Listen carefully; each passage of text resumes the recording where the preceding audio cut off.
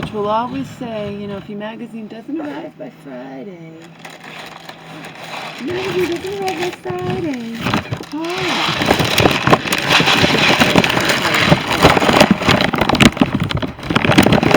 Extend your subscription. If I called them all the time and our magazine doesn't arrive by Friday, we'd have a free friggin' weekly. We'd have a free one for an entire thing because it never arrives by Friday. Today's Friday. It never arrives by Friday. You know, it's so annoying. They'll never give you the back issue either that you missed. So they just extend your subscription. And they'll do that every time you don't get your magazine. Technically, I could keep contacting them and you wind up having to extend it forever. You have a free whole time of 6 months because it never, ever arrives by Friday. But I'm not going to do that. I give it to like the following week. I don't want to do it. I don't want to keep contacting them. I don't have to see it never arrives. You know, but funny how Women's World always arrives. Women's World always arrives by Friday. Or usually does. In Touch can never get here. Okay? But I will give it, you know, I'll give it till like next Monday or Tuesday, and then I'll contact them and say that I didn't get it, we didn't get it. When my mom was getting it on her own, she wouldn't be able to contact anybody, and that's what they're counting on. The damn magazine never arrives by Friday. It's supposed to, but never does. Never does. And I've gotten it extended just by saying that, even though it eventually does come. It's not the point. It's supposed to arrive by Friday. And plus we have missed issues we were supposed to get and just never came. And you just miss out.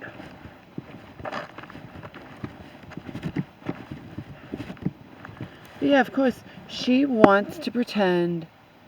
You can't even confront her about things she's done to hurt you, or things she's done to hurt herself that could put her desire for freedom in jeopardy. You can't tell her anything.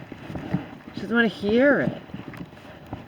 You know, and I tell her, you badmouthed me. You said nothing good. Nothing good. She's like, no, I didn't. And I'm like, yeah, you did. Yeah, you did. She doesn't want to admit it. She doesn't want to acknowledge it. You know? They can see that I'm the one getting my mom help. They can see that if I wasn't living there, you know? That's why when I was at Joe's and she fell those 2 times within a week and a half, she went weeks without getting checked out, and it turned out she had actually broken her arm, and it had healed by the time we got her help. But if I'm not there to see it, then she just kept saying my arm's hurting me, and but she didn't say it to me. She told me she was fine, and then I'd hear from her friends, the church woman, that her arm's hurting her, and like, what am I supposed to think? You know?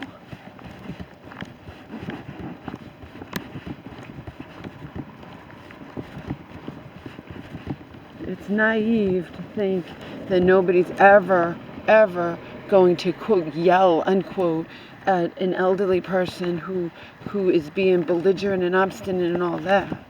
I even talked to somebody years ago who was in my mom's life, who was a professional, and she point blank said to me, she's like, yeah, we know we shouldn't yell at them, you know, but it's like, we're not perfect.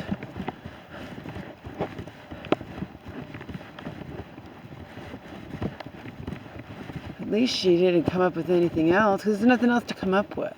Like I said, if I were perfect, if I just was calm and just never ever lost my cool, or never, you know, but I'm human, and when I'm terrified for you and you've been starving yourself in front of me and lost 15 pounds in a month, and then you defiantly say to me that when you come home from your psychiatrist and he doesn't even ask you anything, even though I've brought it to their attention, like, it's unreal to me. And then she's like, I'm not, she'd only had a bowl of cereal, I'm not eating for the rest of the day. You know, of course I'm going to lose it. I was upset. know?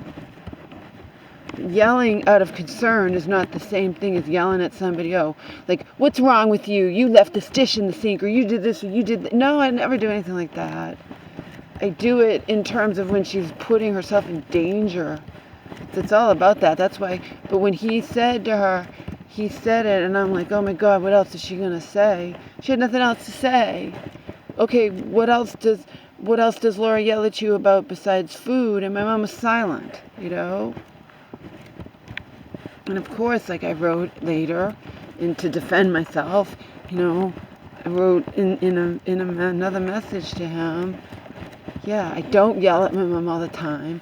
I don't, in quotations, yell at my mom all the time. And also, of course, we're not going to be getting along, in quotations, when she's sitting there starving herself in front of me and she's already skin and bones. And I know, just like you said to her today, that she is in danger of eventually, you know, she keeps losing the weight. She's going to inevitably fall and potentially suffer a serious or even life-threatening injury. And he said it to her. He talked about breaking a hip and whatnot. He told her, you can't be doing this. And she says she's not going to do it anymore.